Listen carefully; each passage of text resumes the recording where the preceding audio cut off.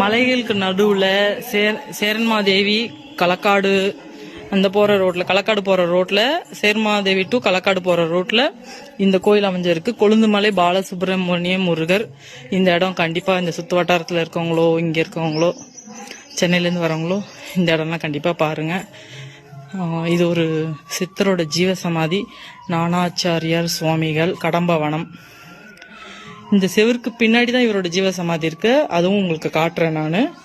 கண்டிப்பா இந்த மாதிரி கோயில்களுக்கெல்லாம் வந்து பாருங்க. இயற்கை சூழ்நிலையில எப்படி மலைகளுக்கு நடுவுல இருக்குன்னு பாருங்க.